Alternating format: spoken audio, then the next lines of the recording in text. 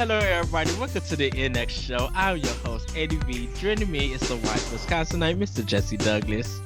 How's it going, everyone?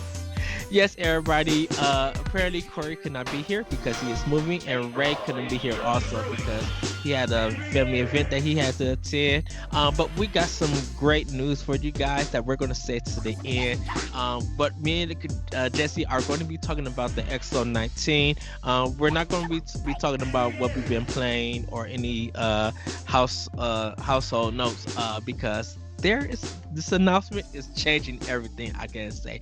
I will say this: me and Jesse had a discussion about Death Stranding. Hopefully, our boss man will be able to show you guys that, and we were going to get into some game of the year discussion, but we just had a free flowing discussion about Hmm. something, and it's not so much about who's right, who's wrong, or something. No. It's really just trying to predict uh where things could go and whether it's the actual Game Awards or our personal Game Awards, which we'll be Hmm. talking about in the coming weeks. But hopefully you guys are having a great day, having a great week. Hopefully you guys are enjoying some games, catching up on your backlog, getting ready for Thanksgiving. Like Jesse, are you ready for Thanksgiving? Yeah, yeah, I'm ready. I'm ready. I'm just ready for the Did holidays and stuff. did you have a Thanksgiving game yet? Um, That you'll probably attack. no, but I might watch Thanksgiving. Oh wow, I haven't.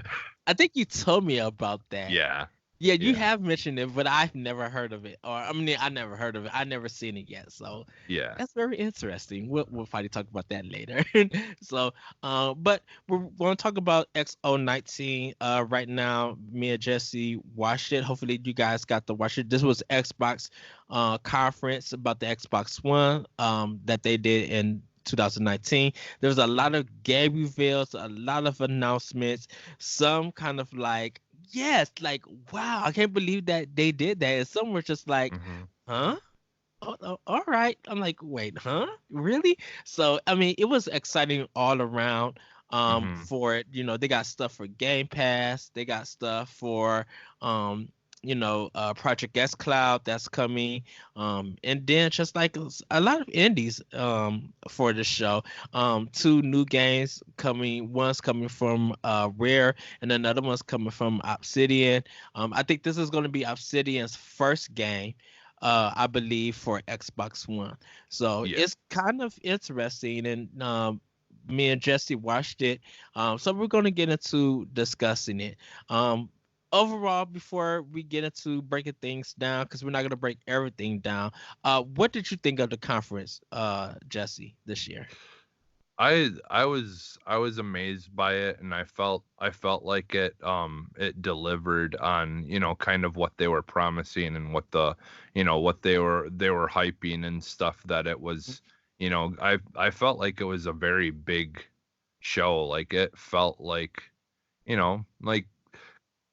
not quite like full on like E3, but it like it delivered enough stuff and like enough like surprising things happening. Like, Yes. I did not expect to see something from Obsidian, and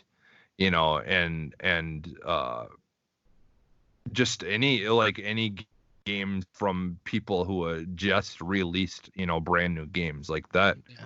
Like, I was completely shocked. Like, maybe I was like, we could see something from some of the other studios that have been done with their game for a while, but it was just crazy to, like, and I guess with Rare, it wasn't as big of a shock because, like, the game has been out for a while now, and they're kind of maintaining Sea of Thieves. But so, they probably just had like a smaller group on the side working on something, and Yeah. or they're focusing on that, and kind of taking a groups of people will go work on Sea of Thieves and whatever, Yeah, and to while give they're people to give people preface, the stuff that Rare and Obsidian show were mostly just trailer for. Definitely the game Hmm. that Rare did. There were some gameplay ideas uh from uh Obsidian, but they're still working on the game, so I think it may Hmm. have been like pre-alpha footage. A lot of that may change Yeah. later on and stuff, but they did show some kind of gameplay ideas of what you'll get into, and we'll discuss that later. But go ahead, Jesse. Yeah. Yeah. So like, yeah, they're just in like, and like, like Phil Spencer had very early, like last year or whatever, I think it was when they, or well, no, I think it might have been before that. But anyways, like Phil Spencer had kind of been saying that, like one of the things, that's very obvious about the Xbox is that it hasn't had a lot of Japanese, like, studios, games and stuff on them. And, a lot of that stuff would go mostly to PlayStation or would go to Nintendo, Mm. and just a lot of things weren't coming over to Xbox. And so, and, just like we've seen, more and more Japanese studio things or things that haven't been on Xbox yet coming over. And I was kind of, not that I'm like super into it, but I'm glad that Xbox One will be, people who own it will be able to finally play the Kingdom Heart games, all of them on it now, so Yes. that was pretty cool. Like, things like that. I feel like it was just like they did a really good job of, this early on in the stages of, before the new console gets released, of just kind of nailing home, like kind of just showing you, like they did a good job of showing us where the direction that they're continuing to go, and that they are trying to get more of those Japanese studios and stuff, things to come over to the Xbox. And hopefully next generation we might see, things like, I don't know that this would ever happen, but it would be cool if like one day we got like the new Persona game or something that was to come out, and then like eventually get some of the back games ported or something like that.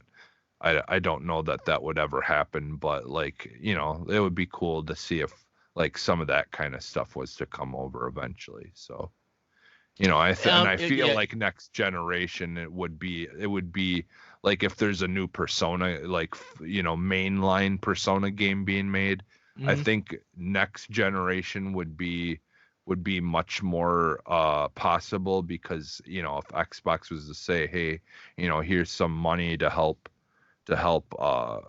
produce the game, and then that way it came over. I don't know that that will ever happen, but I think it's games like that Xbox would have to try to focus on getting over to really make a difference, um and bring and let people know that if you get an Xbox, there are games like that you're no longer going to miss out on.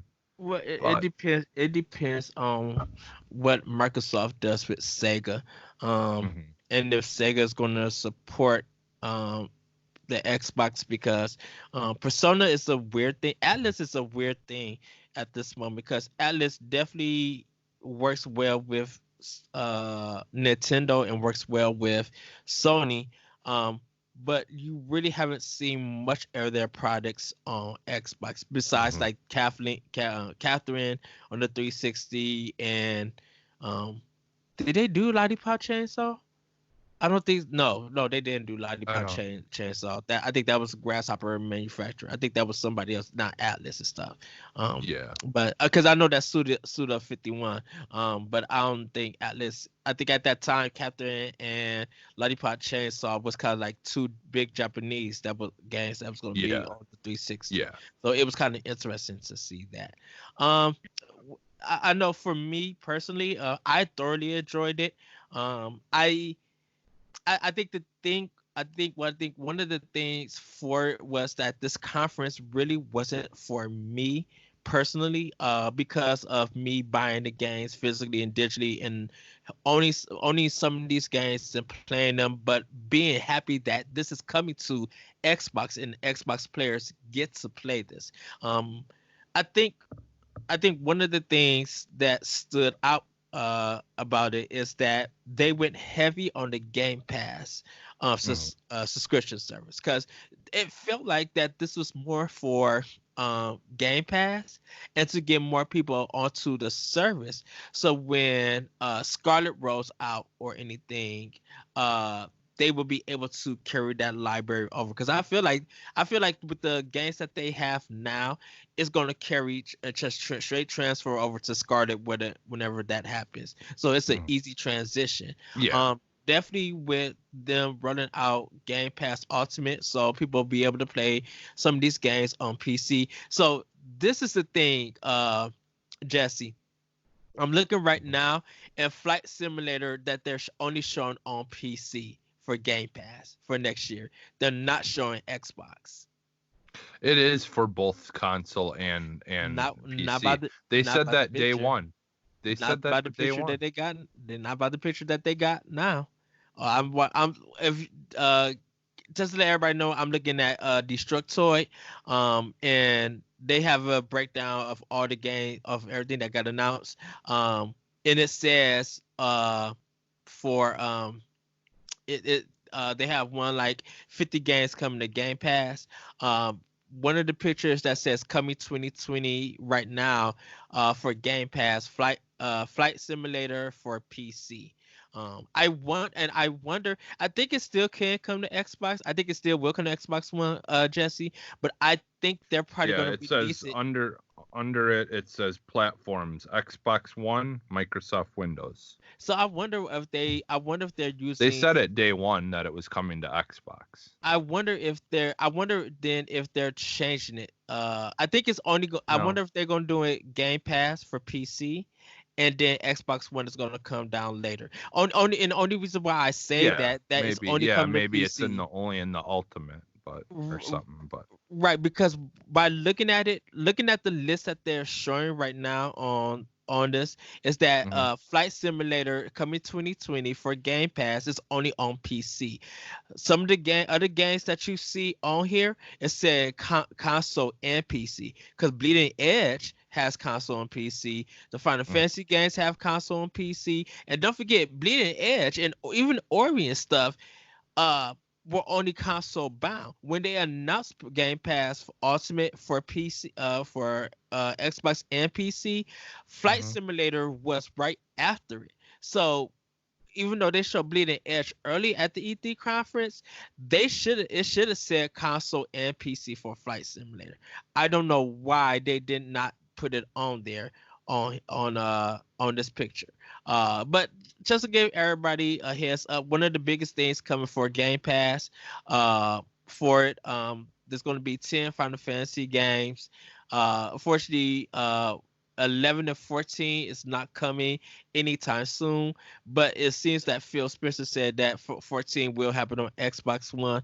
Um, don't know when though. I think he said something. He might have talked about something like that, but I know it's part of the headlines, but we don't know. hmm Um, but they kind of show that some of the games that are available now for it, like Remnant from the Ashes, Rage 2 is on there, Age of Empires 2, Lego Ninjago, the Talos Principle, um, yeah, like those are on there. They talked about Halo Reach finally coming to PC. That's going to be in December, and that'll be on Game Pass. yeah, Um, it'll be coming to the Master Chief collection soon, because yeah, I don't believe it's part of the Master Chief collection on either console or PC yet. it's Like not. So it's yeah, yeah, so like the upgraded 4K, like brand new looking version, yeah, will be coming out or at that same time, and I'm Yeah. looking forward to that because And see, that's one of the few Halo games I and haven't finished yet. and So see, they have that for console and PC, so that is coming to Game Pass. Because I don't Halo yeah, Chief, I think had the Master Chief Collection is on Game Pass now. it's been in It's there. there, It's but just that particular game is going to be updated. Okay, yeah, so because see, like it's the Master Chief Collection. They're slowly have been adding the games to it, like yeah, all the Halo games to it. right. So Um, The Witcher 3 is gonna be on console only.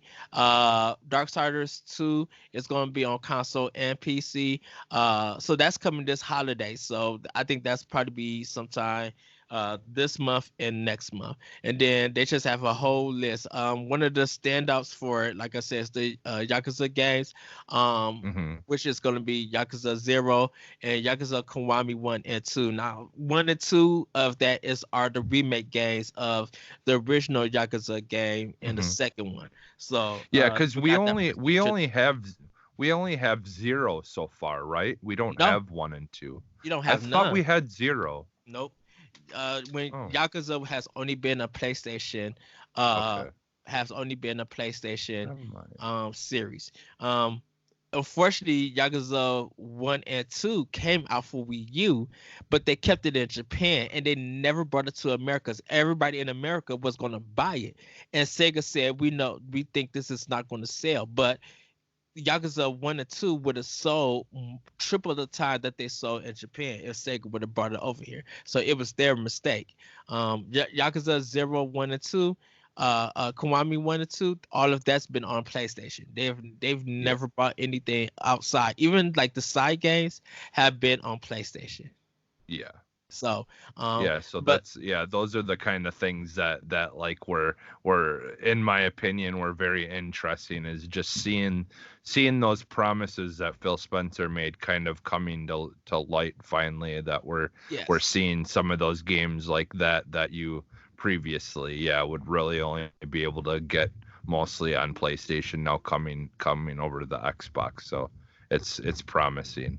Yes. Ori and the Will of the Wisp, Bleeding Edge. We knew that they were going to be on Game Pass because their first party. Yeah. Phil Spencer always said their first party stuff's going to be day and date. Final Yeah. Fantasy 7, Final Fantasy 8, Final Fantasy 8 remaster, I should say. Final Yeah. Fantasy 9, Final Fantasy 10, 10 2. The trilogy of Final Fantasy 13, which is 3 games, and Fantasy 15, all of those are coming to Game Pass. So Yeah.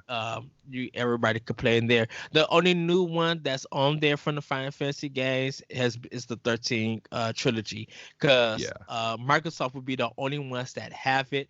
Switch and PlayStation 4 don't have those games. Square Enix hasn't announced anything for those games to be released. I could see as a time exclusive for those games to come out on those other platforms. But if you guys want to play them, they'll be releasing sometime next year in 2020. My friend Pedro has been a game that's been on Switch and PC, but that's not going to be on Game Pass. It may be on Xbox um console, like to buy digitally if you want. I don't know. I just know it's been a big thing on Switch hmm for it. Um Yeah, it's on. Yeah, I'm pretty sure it's on Xbox yeah. So as well. so for right now, like I think Race 2, Remnant from the Ashes are definitely games that people should check out if they have Game Pass. And if you Yeah. have Game Pass Ultimate, really check those games out, and you guys gonna get a ton more. I think the thing about me, like I said, that most of that I've owned. Besides Ori the Will of the Wisp, I'm not going to do Game Pass for that because I'm gonna outright buy it since I have the first one.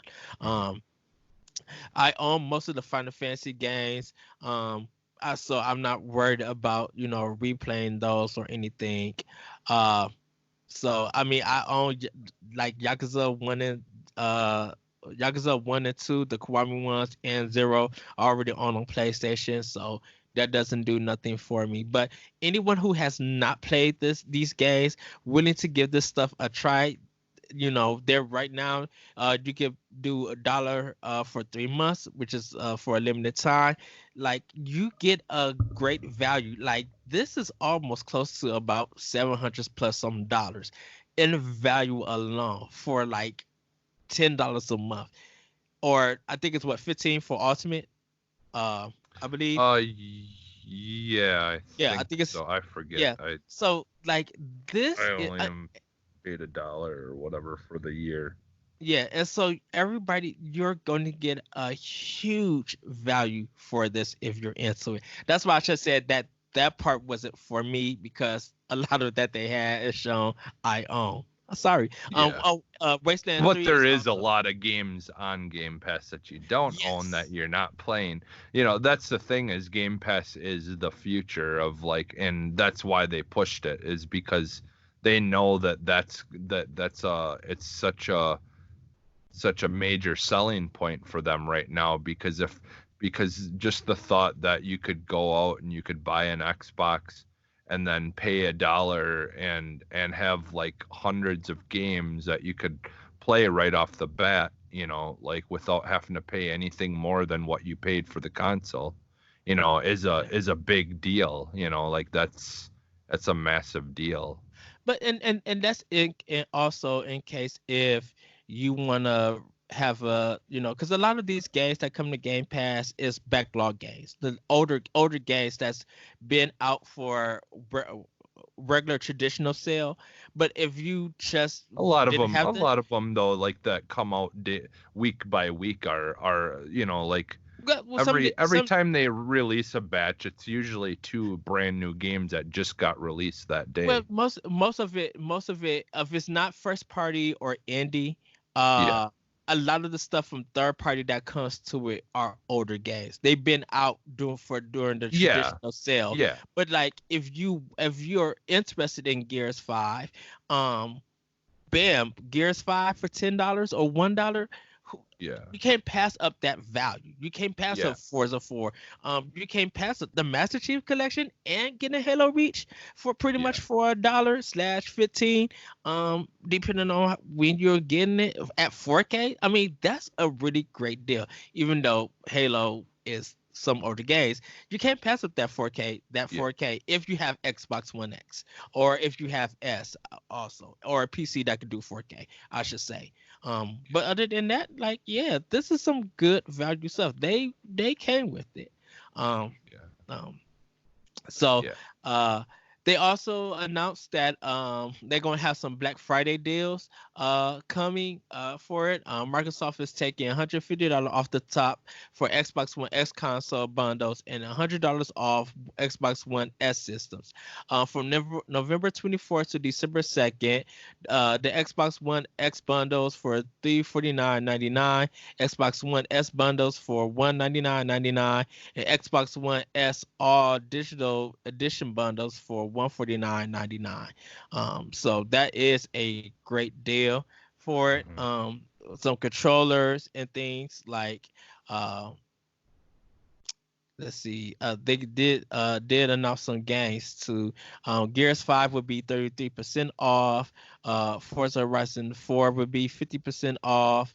Sea of Thieves Anniversary Edition would be 50% off. State of Decay 2 would be 50% off, and Hellblade: Senua's Sacrifice would be 50% off. So you're getting some good Black Friday deals. Like Borderlands 3, FIFA 20. Like they're gonna be breaking it down, and I think you guys can check that online, or if you do live close to Microsoft store, they may have the same deals going on there.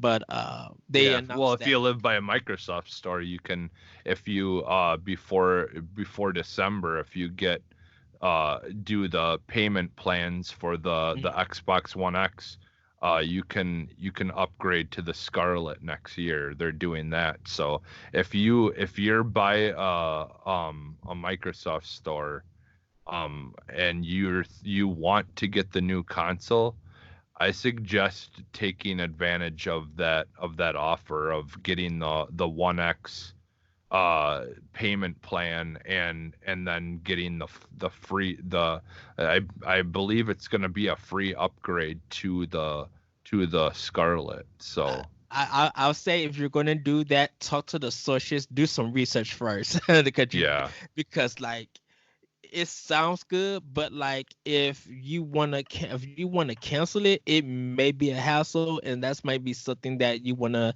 know more about. Well, it's no different than buying a phone. Like, I mean, it's no different than Well, getting yeah, a phone and you're just getting charged every month for the services and the and you pay I think it's like $32 a month and for I think for 2 years or something like that, and then you get and then after the 2 years after you've paid it off, it ends up being cheaper than what it would have been to pay for all the services and the console. But I think it ends up being like over $100 cheaper by the end of it, and then you get to keep the console once you've paid everything off. Then at that point, just like with your phone, you then own it, and you don't have to pay anymore after that. After the contract is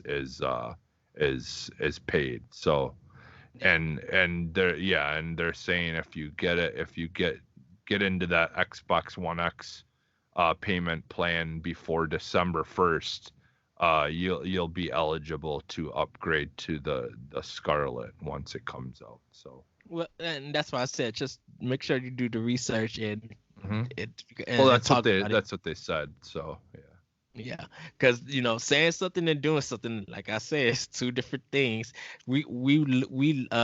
So side note, I was telling Jesse this that we at Toys R Us when we was open, we were gonna be doing a plan like this for Xbox, but not with Game. I don't think Game Pass was uh part of it at that time. And so we were reading like before it never happened, but we were reading like how the cancellation stuff goes through. And it was just it literally was just like you had to pay. I think you had to pay something for cancellation.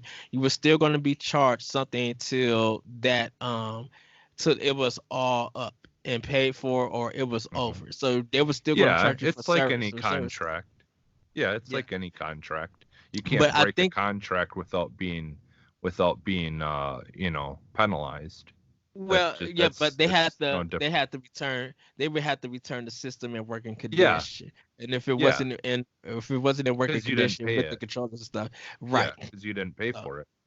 right, because it's like you was renting. It was just like the cancellation at that time seemed more than just actually buying the system. Because we were just like, my goodness, I'm like, Yeah, by time you really get your money's worth out of this, within 3 months, you could have just bought an Xbox One. Like yeah. we literally was reading it and we're just like, Well, why that not? you know why that was? That was because of it being them being a middleman. Like there was Mhm. like part of that money was going to you guys, and part of the money was probably going to Microsoft as well. So so what it was there was extra hands in that thing. So like that's why I think Microsoft is doing it this way, and Mhm. it sounds like the only other thing that it's going through is Amazon, but Microsoft then that way can make sure that people aren't paying more than they absolutely have to by it just going through them, because then they're the only ones who are directly, like the money is going to, like I just feel because like it. oh, I go just ahead. feel like for me personally, I think just for me personally, I'm just like the money. It feels like that will be used to do the service. I think you could just outright go and buy the system Mm. It will be, yeah, I mean you could, but and it's get it will be cheaper. ultimate. If prices, but it depends. It's once again, it depends on that budget that you have. It's a budget Mhm. thing, depending Yeah, like if you're available to afford it to like outright buy it, or if this seems like a better option for yeah. you. But The that's why I re said the just do your reason research about it. Yeah, Um, the reason it ends up okay. being cheaper is because there's certain parts of the like how you have to pay for Xbox Live, Game Pass, and all those things. Mhm. Well, like, all those things are included in that bundle, but you're technically, I think the only thing they're making you pay for is the console and Xbox Live, but Game Pass or something like that is included with that bundle, so that's why it ends up being cheaper in the end, or something like that. It's something like Yeah. that. Because I've heard people talk about it, and I can't remember if it was Game Informer or someone who went over the expenses of everything and added it all up, and they figured it out at the end that you would actually pay less for all those things at the end of when you pay the console off. You'll have ended up saving like $100 or something like that, or maybe it was like 60 or something. I don't Yeah. remember, but it's still, either way, if saving money is saving money, especially if you're, the whole reason you're doing the Because I payment think you plans is get your because you probably can't afford to buy it outright. So, yeah, so do check that out. If it does lead to a free Scarlet, yeah, take advantage of that. Go on in. I can't really wait for E3 to hear more about the Scarlet. I really want to see yeah. what. Let me rephrase that. I really want to see what CGI trailers they're going to show, and if it's in-game engine that they're running, or is this an idea of how a game may possibly look like on Hmm. Scarlet. Um, Hmm. Once again, I'm holding my skepticism of the 4K 60 frames per second until I actually see it in play. And because I really want to go to a Best Buy, I really want to go to a Microsoft store, and I want to see a game actually running on that computer, or running on computer monitor, or running on that TV. Hmm. I'm just saying that's me, um, I know, because I it's feel like it's just this is what funny. the Xbox One. It's just funny because, like, like the Xbox One can already do 4K like native, and it's only 30 frames, but like, all that adding of power, Mm, it's not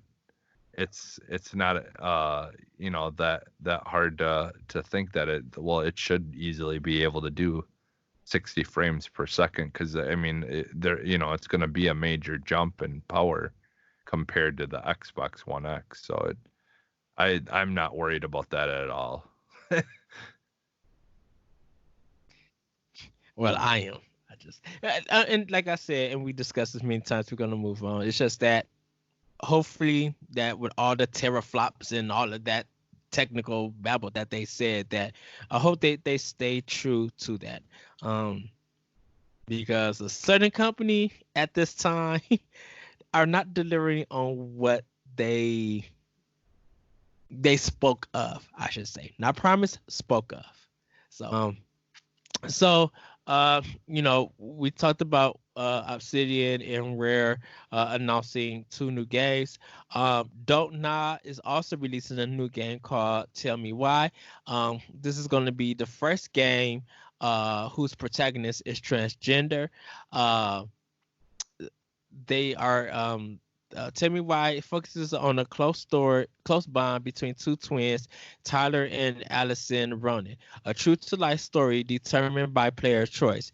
Tell Me Why will entrust players with the emotionally challenging childhood of its protagonists as they come to grips with their past and grow into adulthood in Alaska. Um, I'm reading this off of Game Informer.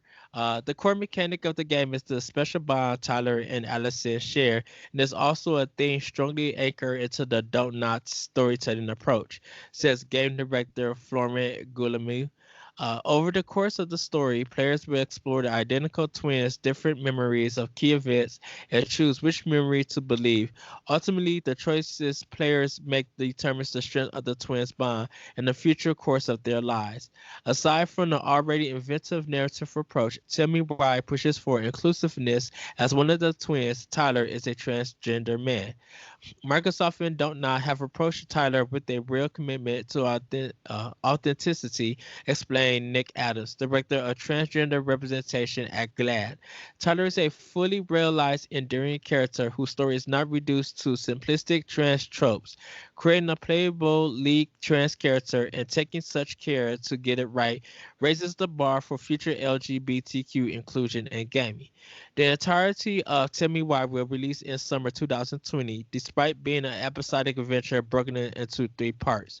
The game will be free to those with Xbox Game Pass and available for purchase on Xbox One, Windows PC, and Steam. Um, and just to let everybody know that Don't Not's prior releases, you can check out Remember Me, Vampire, Life is Strange, and Life is Strange 2. That's the games that they release. Um, is Don't Not is a company that Microsoft now owns, right? Um, Or did they partner up with them? I think they partnered up with them Right, because I don't because think because I don't think they've bought them at all, because right. that would be kind of weird, because with Life is Strange and all that stuff being only on Xbox now would be, I don't think that, I think that would have been a Right. big deal if that had happened. Because Life is Strange was also published by Square Enix. So, yeah. And who Um, knows? I mean, honestly, who knows? Like, it could be, like, maybe that is one that they're looking to acquire, and it's just early stages, and they're not a lot, or not able to report anything yet. But yeah. because I mean, it's very possible we could see more acquirements during E3, but Right, because I Microsoft don't and know. even Microsoft, Nintendo, and Sony, none of those companies have a venture game like Telltale used to be. Hmm. And Microsoft will, if they end up purchasing Don't Not, they would be the first company to actually, first publisher to actually have one under their first Yeah. party belt to do that. So, Hmm. um, uh, are you thinking about picking up this game? I might give it a try. I think I'll just outright buy the season and see what it's about. Like I'm glad that someone is doing this, that they're pushing the storytelling and Yeah. everything. I'm hoping they kind of do what they did with Life is Strange 2, where they have a free little kind of like intro to the Mhm. story, just to give people a little taste of it, to see, Well, it's because my problem was I didn't like Life of Strange 1, but I do like Life of Strange 2. mm, Um, well, I think because they're not going to do it is because since this is all going to be on Game Pass, if you have yeah, it, you're getting it outright free yeah, of that's you doing true. no Game Pass. That's But that's true. if you don't have it, if you don't have Game Pass, I could see that a little small taste of a demo being out. If not, Yeah, you could just outright buy it, yeah, and or wait for a review for it. Because I'm assuming it'll be like June, July, August that each episode will come out. That's yeah, my, and I think probably because they could do this. The first game could come out once E3 starts. So that Sunday that Microsoft goes out and talk about their conference, bam, Tell Me Why or is do out. like or like I said, they could do like they did with Life of Strange, Life is Yes. Strange 2, where they, after E3, they had released that small little Well, yeah, intro thing, and then and then the game release the could come game. out. Yeah, Yeah, and yeah, they could do that for, well, yeah, for E3, yeah, for their conference. So let's just say if you own Game Pass, you get the first episode. If you don't own it, you get the demo. And then if you like yeah, the demo, then you can full out buy the game yeah, or buy that episode that day. Yeah, I can see yeah, that happening. Um, yeah. Another game that got announced was Grounded by Obsidian. This is a game that they've been working on probably while they was doing the Outer Worlds. This is a survival game where players explore a microcosm of our world. Um, like Jesse said, it's Honey, I Shrunk the Kids meet Yeah. survival, Yeah. survival tactics in a sense. Grounded is a co-op survival-friendly survival game where up to 4 players are shrunken to the size of an ant and then tasked with gathering supplies to build a camp while fending off threats from the local insect population. Grounded offers our unique take on survival games and creating an unforgettable experience, says game director Adam Benek. It's a perfect setting for to flex our creative muscles. We want to create a versatile sandbox where players can create their own memorable experiences. So that's going to be on Xbox One and PC through if you have Microsoft Game Preview, you could be have early access to it through the Xbox Game Pass programs. So like if you have it, people probably have tried it. I haven't seen much. There is a preview of it on Game Informer, so you guys can read that for it. But yeah, that's Obsidian's. This is Obsidian's first game for Microsoft Xbox alone. So it won't be on any other platform unless Microsoft allows it to be on different platforms. So um, yeah, I think that was one of the things. There was a lot of games that did this kind of survival of a game. Because there's another one that was like an indie game and stuff, and I'm just like, this is not my cup of tea. But I'm glad that they're able to do something like this. What are your Yeah. thoughts?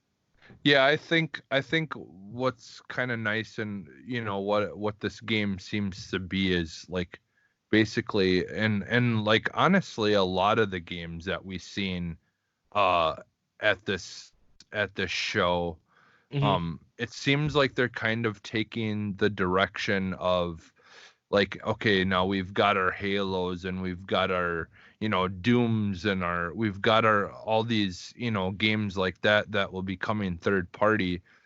um like the one thing we need to do is focus on bringing some really good games that younger kids and stuff can enjoy as well, and them being real games that aren't just too kiddish to like, and brings more stuff like that you could play, like me and my son can play together, or things like that. I'm excited. Like I think Grounded would be a fun game to play with your kids and stuff like that, because it is going to be, I believe, a 4-player co-op game.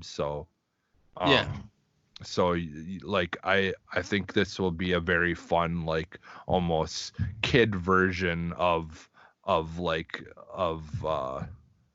Worlds or something, like it's like it'll be similar in some ways to Outer Worlds, where it's like you're crafting different tools and stuff like that. That's what it sounds like, from what I've heard, because people did get to play it there at XO. um and uh-huh. and so, like, I think it's gonna just be like a fun, like, kids version of like that type of RPG, where you're crafting things, and you're building houses out of the grass and stuff like that. And so I'm excited for it. It sounds fun. It looks like it would be fun. I guess we'll see once we get more about it, but I you know I trust that they'll make a really solid game. So Yeah, yeah. So Rare announced Evil World. Um, it's one of their new games. Uh, there it doesn't look there's like much. I think it's about magicians for it. They also announced, talked about new DLC for CODs coming out. That's a mhm. free update, so you guys can check that out. I still need to update mine. I think mine is Yeah. waiting in the queue. But I think I got to put the CD in for the game in. Oh, So okay. they announced that. Bleeding Edge is coming out in March of 2020. I think March On my 24th. birthday. Yep. On Yep. my birthday. So they showed a little bit of gameplay for that. So I think keep looking out for Inside Xbox to get more information about that. Um, Yeah. Phil Spencer spoke at the end, and they show more of Minecraft out there.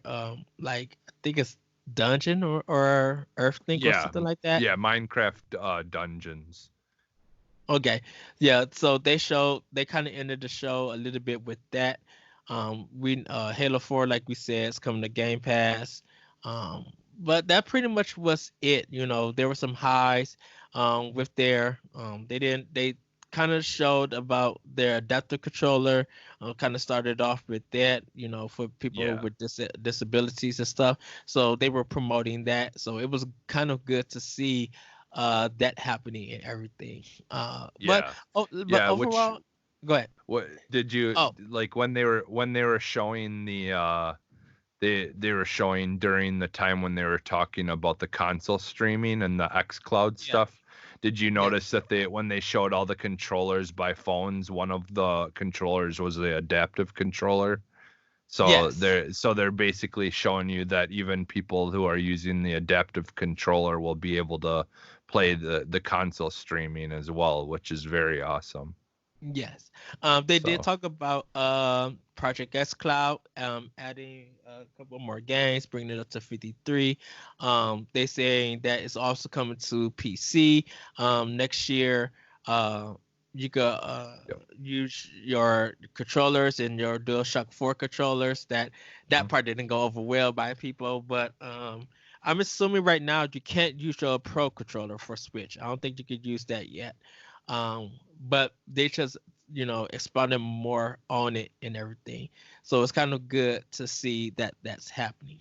Um, Got my clip for mine is that so yeah. I can play it. It's yeah, it worked like I said. It worked good as I played a game of multiplayer of Modern Warfare online from Hmm. my phone, and it worked really good. So I'm excited for it. It's working well for me so far in the preview program.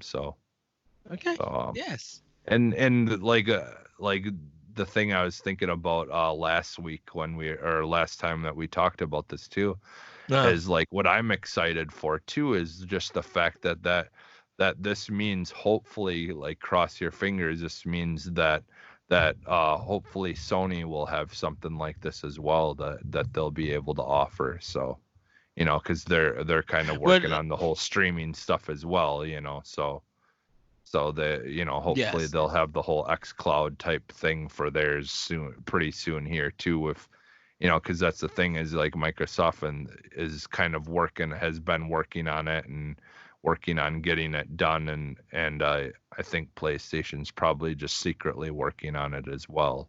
You know, you because remember they announced that they're using Microsoft's technology and mixing it with their technology and you know Yes. kind of working together to try to come up with a viable way to make it you know work. So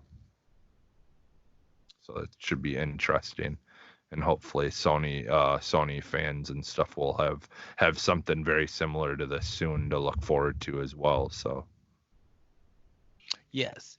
So that kind of was the show for Xbox XO19 in London. I believe it was only for 3 days, 2 or 3 days. I think yeah, it today's the was yeah, last I day think at it was recording. 3 days. Yeah. So you guys can like watch the stream and everything if you would like to.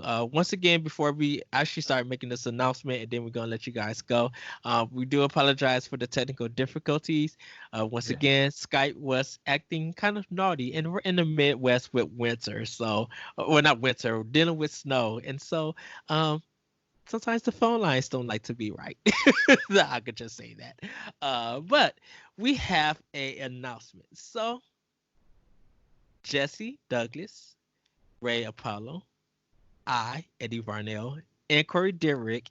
Everybody, you have known us as codename NX, the NX project that has been our name, but we have come together and came up with a group name that we are officially going to be running with. Um, to let everybody know, this is the last show for the name code name, the NX show. We'll be switching over to the new name, but it'll still be continued as the same episodes and stuff. Everybody, we want to introduce you to Boss Rush Games. Um, this is going to be the Boss Rush Games podcast. This is our officially our announcement of the group. Unfortunately, Corey and Ray couldn't make it, like I said, because they had other things they had to do. But Jesse got some great music for the shows, for and things. Uh, when Corey comes back, he's gonna give us a great breakdown of what he hopes that this network would be. It's gonna be starting us just with us four. We're still gonna be doing the podcast and everything, but we also got hopefully some Patreon things coming soon down the line. We're gonna be adding more podcasts. We're gonna be adding more shows. Um, you guys kind of could see in our YouTube page earlier in the past weeks what the name was, but we officially couldn't confirm it yet. I know I was just like people are asking questions and everything, and they was probably getting an idea like what's going on and stuff. But Corey had to do that so we could get the name early. But Boss Rush Games is our official group name. We all still have our same roles. I will be hosting the podcast. Corey is like behind the scenes producing. Jesse is our music director, our creative with that. Um, Ray, he does the streaming, so he's able to spread more of the word there. And we're also just going to be working together to deliver like great and fun content. We are still about being better, about being respectable, being positive about games, being critical. Not negative, being critical of games. We could call some things questionable content if we feel like if we all agree that something is hot flaming garbage, we would do it in a nice way. I would just Mhm. say that. But we're bringing Pod and Play over. We're bringing Nintendo Power Block. We're bringing Nindy Showcase. Squad Goals. Indie Masterclass. Our movie commentary is going to be doing and stuff. We're going to be bringing stuff from our past, create creative content to here and then expand and grow on it. So there's going to be a new show like Hit 'em Hard. I'm gonna continue to get that rolling out more. At this time, I was getting my work schedule together, but while that's still coming together, I'm going to be like playing these games and recording them. We're still going to be doing streams because there's a lot that we want to show you guys. Standard definition, doing our one-on-ones, doing podcasts from other people who wants to join us and everything. There's a lot that we want to do, and we still want you to have you guys involved with us because we love the Mhm. community. We love our listeners. We love the feedback that you all give us. I'm gonna turn it over to Jesse. What do you see for Boss Rush games for the future? Yeah, like my hope is to, my goal kind of is to yeah, get like definitely I want to see like more interaction with listeners and things like that, and hopefully have like things like game nights and Yeah, stuff like that. Unfortunately, like with me working third shift, it'll be a little bit harder for me to get as involved, but there, like if we plan things out on like a weekend, as if we plan things out, like I can definitely make it happen on a weekend where we can, play earlier in the day or whatever. But yeah, it's like for me, I just yeah, I would like to have more interaction and more connecting with people who listen, and just just having fun, having fun with it, doing what we love to do together, and also with more content and stuff like that. Like I definitely want to get back to doing more things, recording more stuff, and like our movie commentaries, those were always a lot of fun. Yes. I Like was I watching miss our doing Ninja Turtle. those. I was watching our first Ninja Turtles one. Yeah, Oh, that was so much fun. they added some new episodes of the Toys That Made Us episodes On Netflix. on Netflix. Yeah, and they added Oh, a I gotta Turtles start. one that's really good. I They gotta talk watch about it. the Turtles. Yeah. I gotta watch. So, I'm probably gonna watch it tonight when I get home.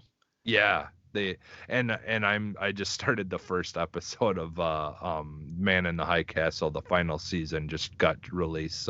I So yeah. heard, I heard that this fourth season, because they've been advertising the fourth season. Yeah. This is the Yeah. final one. I heard people were just like, "Where are they going with this?" Like people are Yeah. excited to see this. Yeah. Yeah. But anyways, back to they went on a little tangent there, but No, no, um that literally is part of the Boss Rush games. Like we yeah. want to cover Yeah. entertainment and movies and Yeah. anime stuff like Yeah. that. Yeah, that's the thing is, yeah, we wanna talk about all the things that excite us, and hopefully, connect with people that on things that excite them as well, like where you can always depend on us to talk about games, but like part of the fun will, should always be like what else will they come up with, or Yeah. bring up, on the show. So, but yeah, like my main goal, like honestly, is just more interaction, and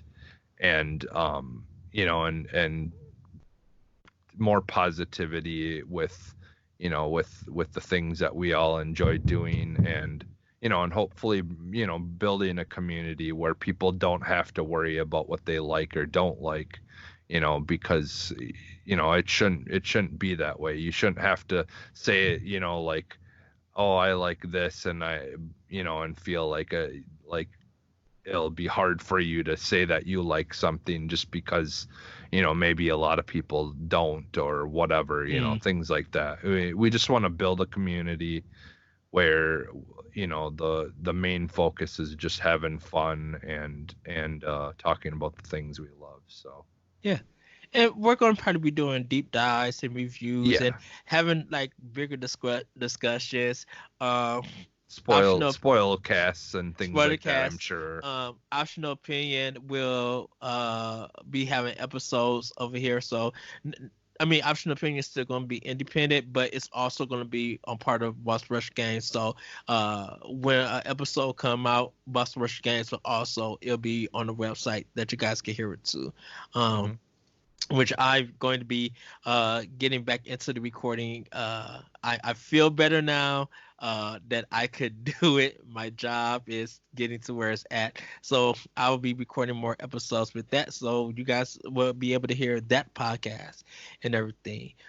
So we got a lot of great stuff coming for 2020. We are starting small. So like we would love Hmm. you guys to continue to support us, continue to watch our streams, continue to engage us, send us questions and everything. Next, like I said, next episode we will be going in full detail about it, how things are going to run, and what we want to do with it, because like we are excited. um we have our ups and downs, we have our various opinions, but we all gel so well together. We Hmm. always could bounce off of each other. We could, if we're mad at somebody for 15 minutes or whatever conversation, hey, I'll be like, Jesse, did you try this? I Yeah. seen this, and if Well, we and have to apologize, we apologize. yeah, and it's, well, and honestly, I don't think we're ever really actually mad at each other. It's No. just like like you get in a debate, and like if you're, like it just sometimes you don't see, have the same ideas or the same, thoughts or theories or whatever you want to call it on something. Yes. And so, it's part of debating, but at the end of the day, it's like, eh, we're just glad that even if it is a game that I don't like, I'm glad that there is that game still, because that's the thing is you'll never know whether something is going to be good or not, or whether something's going to work or not, if that game doesn't come out.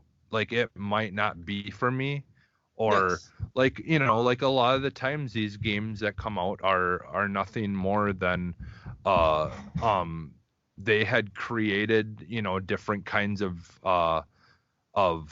mechanics and things like that, and they're like, well, instead of just wasting all this stuff that we spent all this time on, we should make a game out of it, release it, and then now we can build on those mechanics for our next main game. Yeah. Like, we see that happen a lot, like Sunset Overdrive. It was like a lot of those mechanics ended up getting used in the Spider-Man game.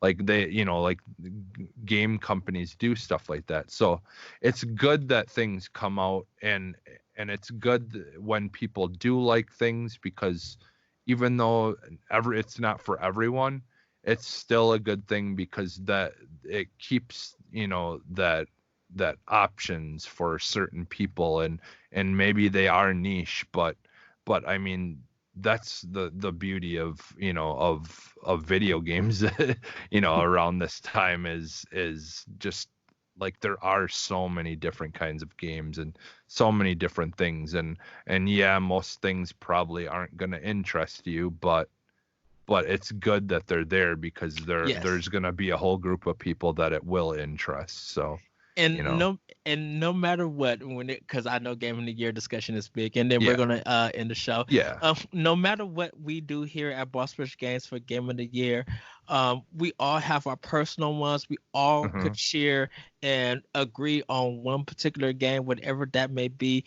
um but just because one game gets that game of the year doesn't mean that everything this year is excluded or didn't do what it was supposed to do, because literally 2019 personally for us was a really strong year in our content that we made and the games that we played, the discussions that we have, the laughs, the jokes, hmm the bouncing back, the conversations that sorry, hmm the conversations that you guys don't get to hear, gaming together, like you and Corey doing squad goals, me and Ray having that one-on-one conversation for the show, just like everything that we have did this year or in our past years have built us up to be something better and stronger. And so hopefully with Boss Rush Games that people will enjoy the content that we deliver to them.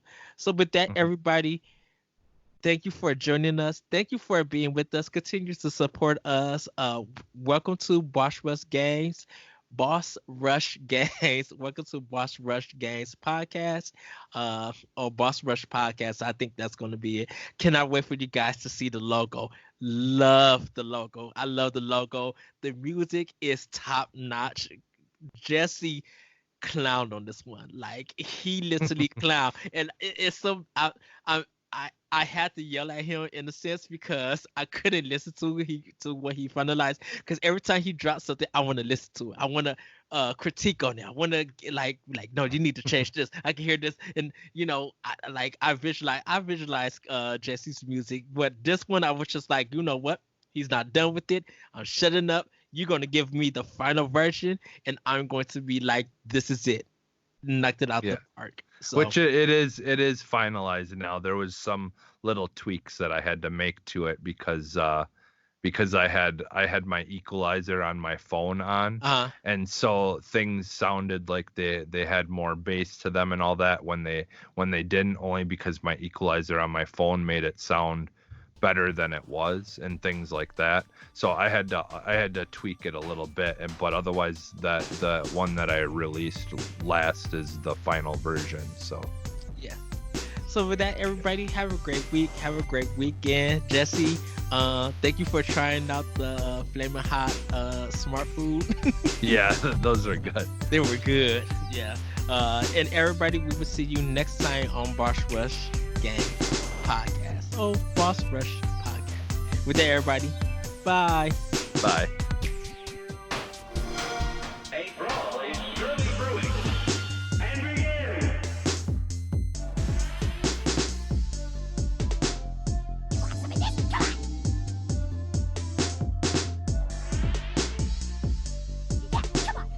begin!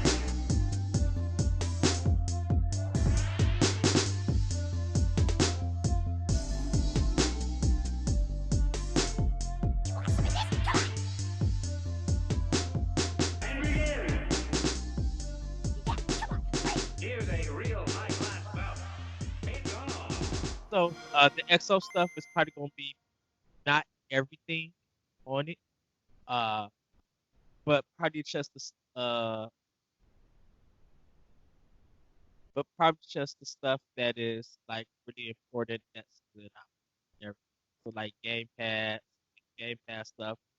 Not all the indies or anything, but kind of just like something that we caught eye in so if you want to talk about the Crossfire X, you want to speak about that, you can. Like we're not gonna run through the whole time, but just like stuff that's Just so you know, like you're kind of cutting out and stuff. oh, it was probably because of Skype. When I Yeah. switched to recording, it does something like that. Is it fixed now? Yeah. Okay. Yeah. Oh, look, Lennon is done for the count. Yeah. He's. He's just like, I'm not waking up for anything. Well, he's waiting for me to get. He's waiting for me to get done because the second I get up and go upstairs, he's gonna be all full of energy. Oh, It's just he wants to be by me like at all times. So gotcha. Okay. So, yeah, we'll probably be done by maybe 1:30, 1:45, okay. or anything, because I know you probably want to get back to sleep or you got things to do, and I don't have to be at work still 3. But Yeah. you know, Okay. So yeah, you did cut out a little bit. So we're oh, gonna talk about the name of the show and stuff, and then you said, are we talking about XO as well? Then you yeah, said we're gonna okay. start with XO, and then we're gonna end by talking about the show, the new name Okay. and the new channel and everything. So we're gonna do Okay. the reveal and everything. Okay. Because like Corey said, like he said, next week he wants to do a deep dive. So we're gonna be focusing on that unless we get some crazy announcements that we don't know. Because I think next week after talking about that, we'll probably touch on the Game Awards because I think it's December 12th. And Okay. so we'll probably start doing predictions with there. I I just woke up and felt kind of conflicted about it because, and then we'll get into it. I don't think Death Stranding should be in any of the nominations due to Jeff Well, Keighley being in that game. yeah. Well, I don't know. I personally just don't. I just don't think it should be. Period. It just. Well, I mean, I haven't played it, but mhm, I'm glad that Dan on Beastcast uh, has been standing his ground, and the rest of the people on Giant Bomb and stuff have been defending him, because like he's a major, like his favorite franchise is Metal Gear Solid. yeah, He loves Kojima games, but like he just said that this game is crap. It's like it's just it's like movies that are created. The only reason, like, how certain movies feel like they're just created just to win an award and that's hmm, it. Like yeah, it's just main focus is, okay, what can we do in this movie and how can we make it to win an award? And it's not like yes, it's a good movie, but it's just so apparent that they tried so hard just to try to win an award. That's what this game feels like. It feels like it's trying way too hard to try to be, and I don't know. Kojima just seems like he's pretty arrogant and like thinks that his shit don't stink. Like Well, I don't know. He well, just I, seems to be it's, it, I, too full of himself. I think it's something that it's a game that whether you're a fan of Kojima or not, is something different and it's something unique. And sometimes Kind of. I think Kind of when I unique. think well unique in the sense that some of the gameplay mechanics on how that all comes together, like the stranding and all of that stuff and Yeah, switch. well, Stranding, but the argument is that Stranding isn't exactly something that's I'm just using really I'm just new. using right. I'm just using Kojima's term. That's all I'm doing Yeah, for the no, conversation. I know, but I understand. I completely understand what you're saying. I'm just saying that the argument could be made that what he calls stranding isn't Yeah, it's exactly new. new. Yeah. It's because stranding is like basically just the idea that other people can help, create this world or whatever, and that's not exactly Well, brand new. well, Like that, I because think. they've Okay. like all the different podcasts I've listened to have like gone over it, and almost all of them agree that yeah, stranding isn't exactly something that's I think. new I think. per se, but I think when they got people got their hands on it, they seen some of the similar gameplay mechanics in other titles. So yeah, rebranded or branding it a different name doesn't make it new. So that I yeah, can understand. I think I think the thing about it is Death Stranding is something that if you're willing to give it a chance and everything, you're able to judge it for yourself whether you like it or not. I yeah, don't think I personally can't say that it's crap or nothing. no, I think one of the big problems with Death Stranding, and this is just like I said from an outsider's look, is that it's it didn't sell us on anything but who the special guests and celebrities you have in your game. You hmm sold us on cutscenes of what Death Stranding could be, but you didn't give us what the premise and what the mystery was about. Couldn't say that right for no something. So for us as Americans, and for us as Americans, people who cater to games that um they don't want to they don't want to that they're comfortable in and don't want to get out of their comfortability, they'll look at this game and won't touch it and literally make a judgment about it without touching it. And so hmm they use their judgment to spread that as a message for people to stay away from a game that they haven't played.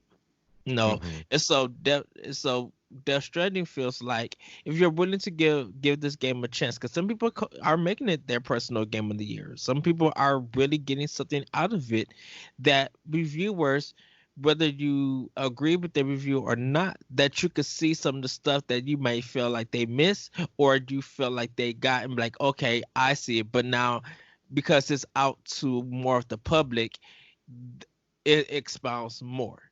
You know, Yeah.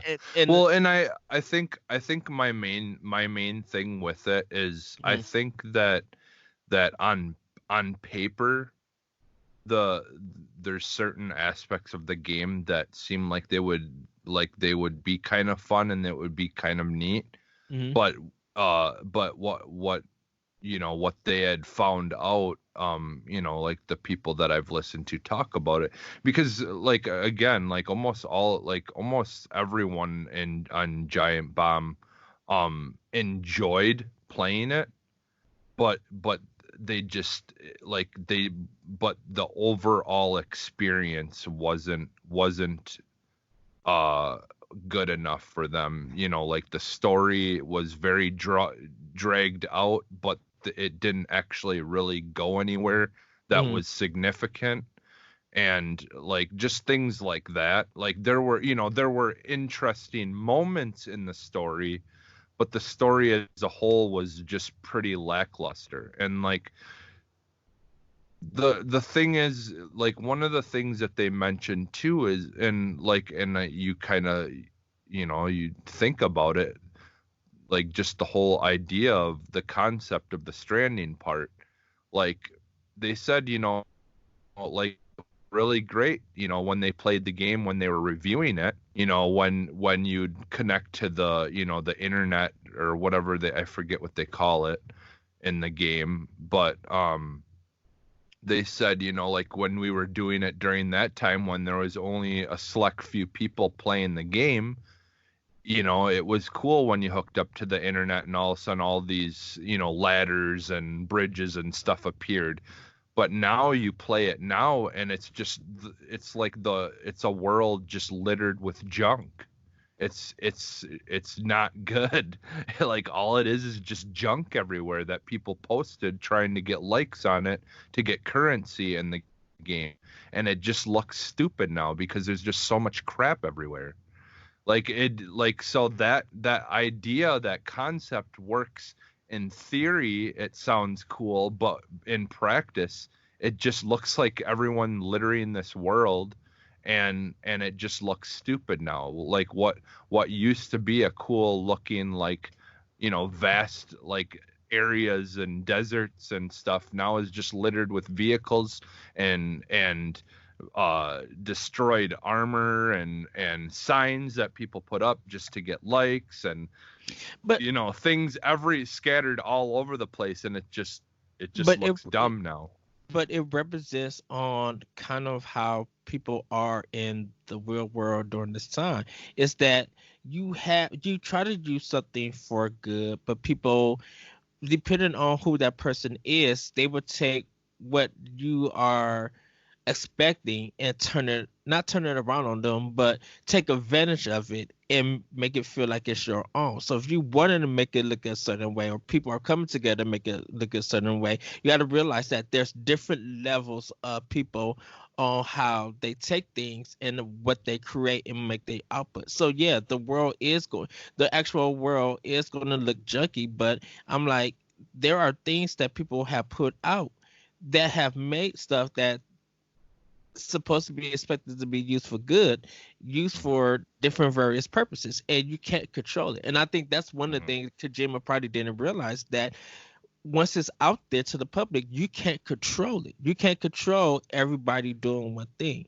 mhm, You just literally gotta let it out and be. And I think with that Stranding, that kind of represents, like, when you come into this world, we hope that you, as a person who is honest and willing to work together with the community, that want to do stuff by the rules.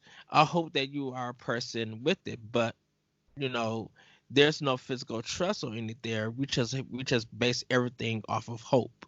So mhm, whatever you put into the world, that's what you're gonna get out of it. And what you put into the world of Death Stranding is what your contribution is going to be to this vast land. And this is what everybody else's contribution plus your own is going to create. That mhm. that's Yeah, that and yeah, that's my I assumption. yeah, and I understand, like that whole thing.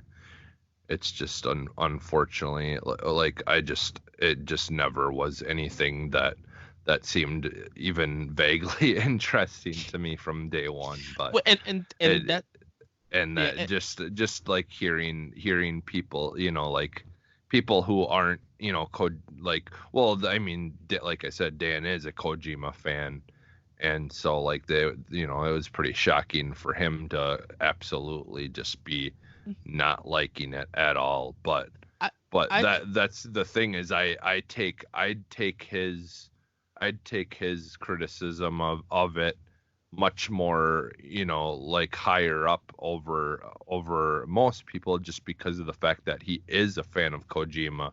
but I And think so if that's he's gonna say that he doesn't like it, then his but see in my and that's opinion, and that's and his that's the thought and is a that's the much more thing valid. And that's the thing that I said earlier is that if you're, I mean, even though that he played in the stuff, Mhm. valuing someone, valuing another a critic's or a professional person opinion is, you can consider that you take that in with the in, with what you're going to purchase with it.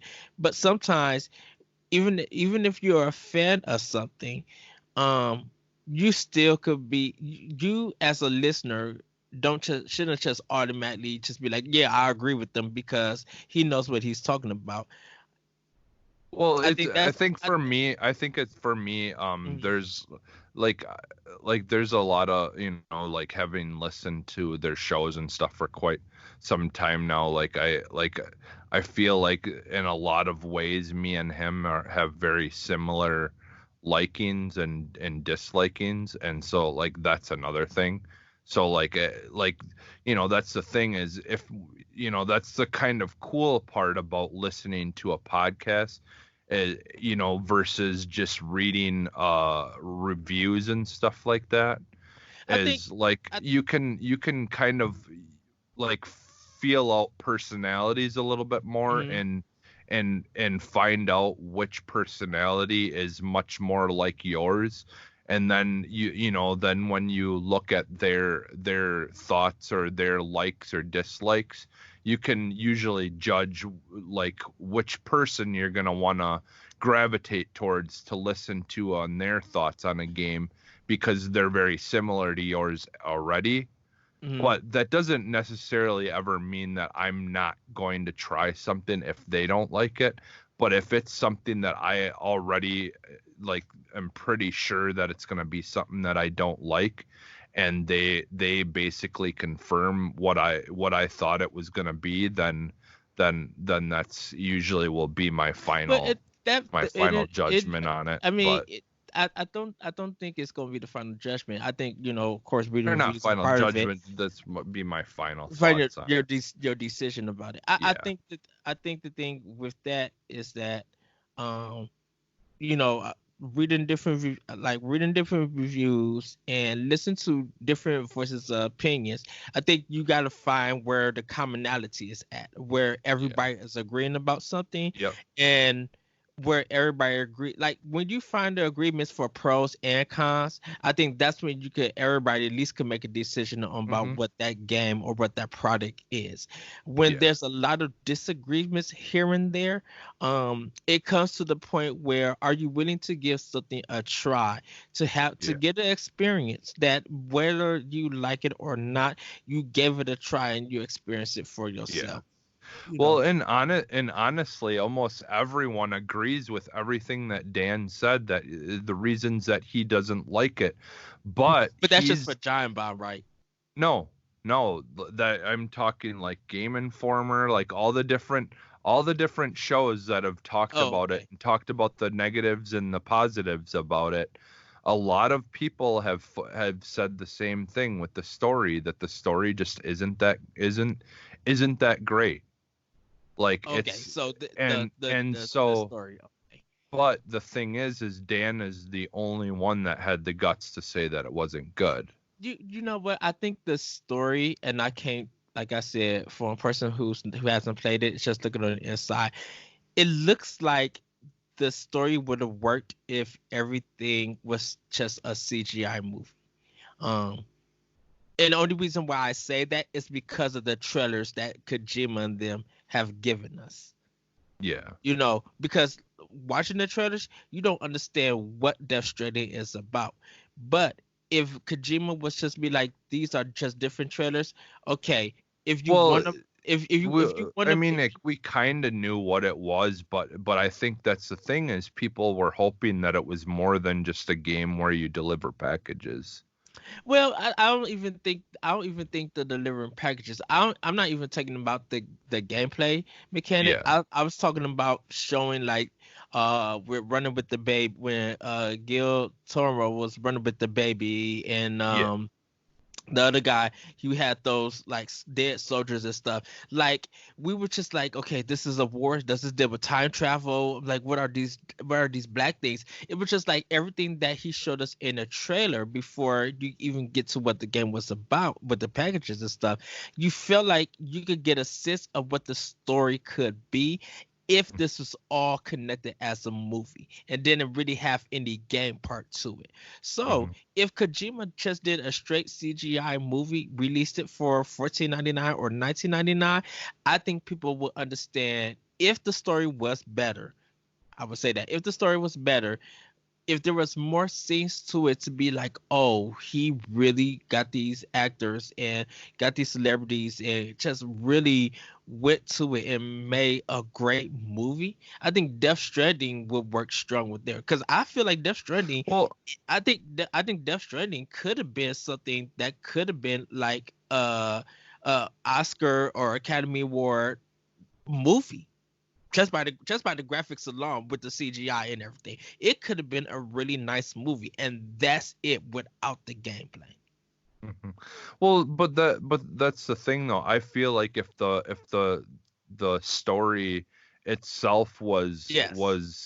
had a better was better than what it seems to be, I Uh-huh. think the game Death Stranding would have been a Would good have been game. better. Yeah. Because it seems like one of the major gripes is that the story just doesn't pay off like people would like it to. Like it's dragged out, and it makes you really work for it, and you just keep hoping that it's going to get better, and it just never does. Like that's what I've heard a lot of different people say.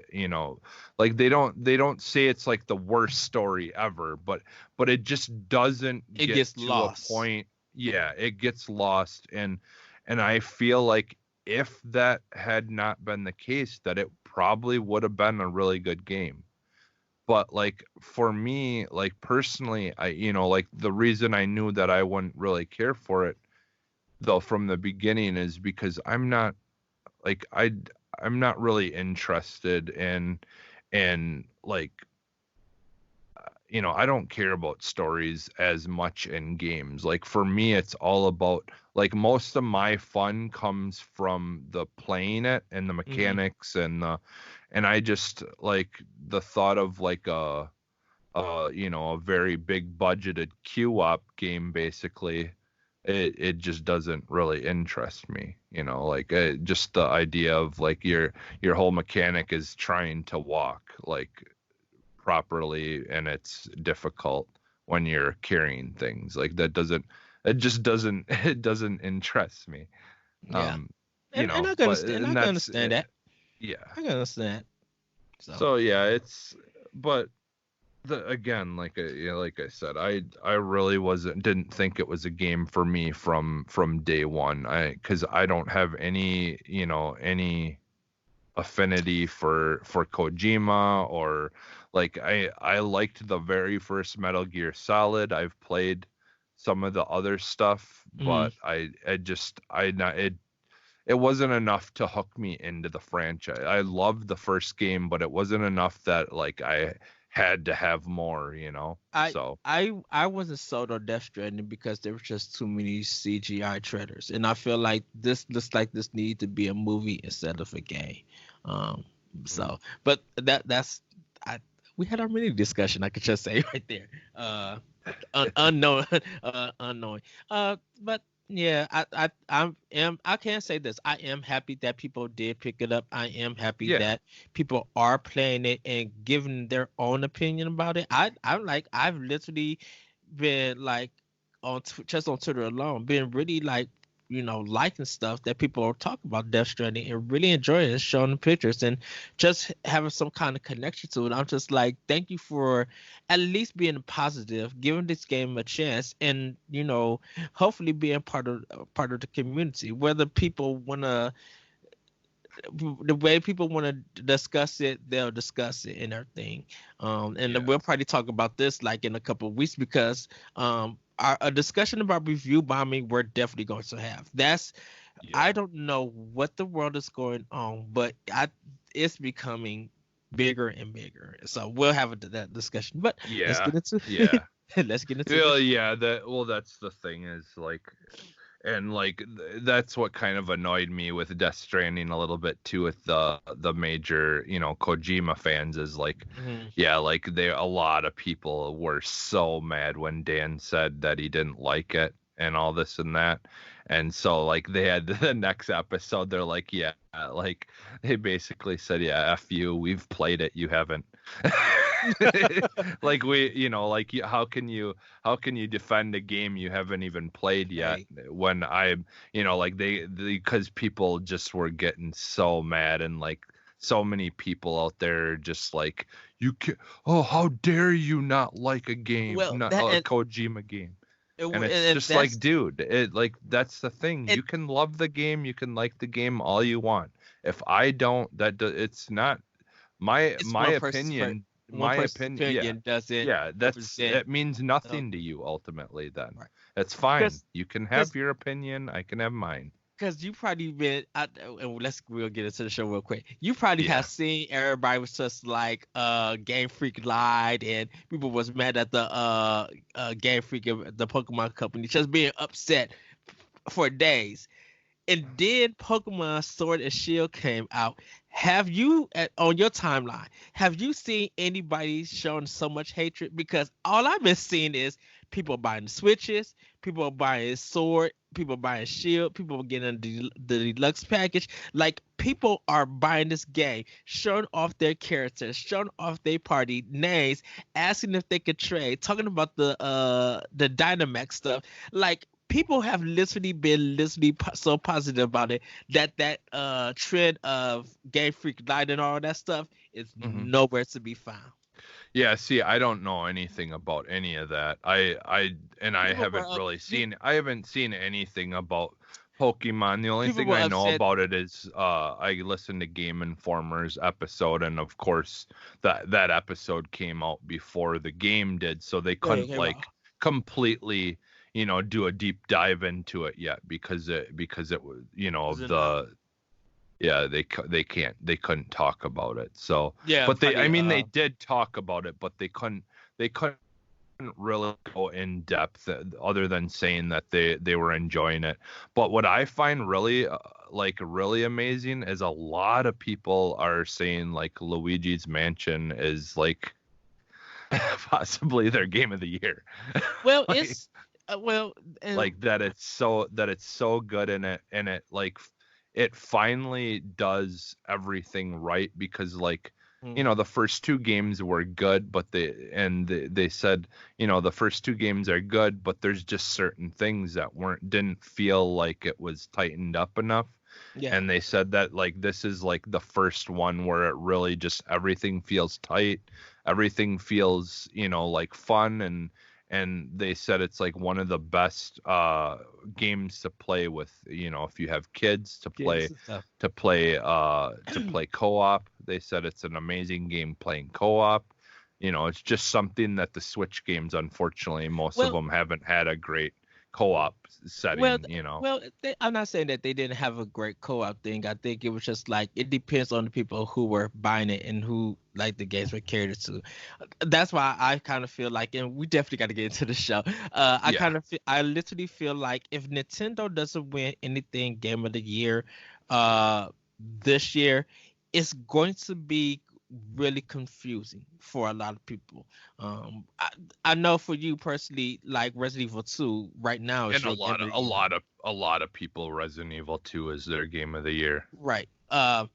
But the thing with Resident Evil 2 is, and this is a problem with Resident Evil 2, is that it's not going to be discussed probably until Game of the Year, where I feel like there's been a lot of Nintendo talk throughout the year.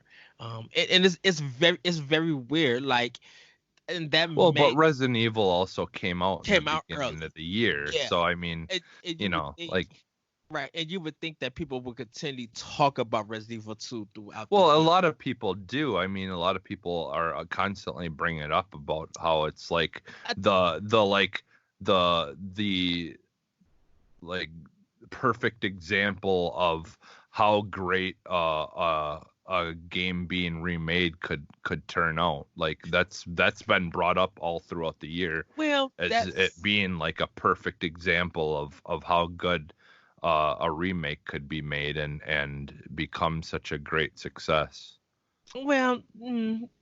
Yeah, it has. I've been listening to Well, podcasts and stuff. well, I've heard it all throughout the year. I mean, only And reason people. why is that argument could be saved for a lot of games that get remade, and because I'm like, you could use that kind of same argument for Link's Awakening in a Yeah, sense, see, and no, a lot of people say that game is but just not, it's but just not good. And it's like, it feels outdated. Like that a lot of but people did but not like it who loved but the I'm original. saying But I'm saying for Link's Awakening, that argument can still be said because the thing about it is, even though you may say that, It's not, it didn't do anything great. but what I'm saying is that that argument used for Resident Evil could be said for a lot of remakes, and I'm using Link's Awakening because when it actually came out, and various podcasts and various people that you follow and listen to have said different things. Uh, 3.5 million people who picked up that game really enjoyed it and really said that this is the way that you make a remake, or this is one of the examples that on how a game could be remade.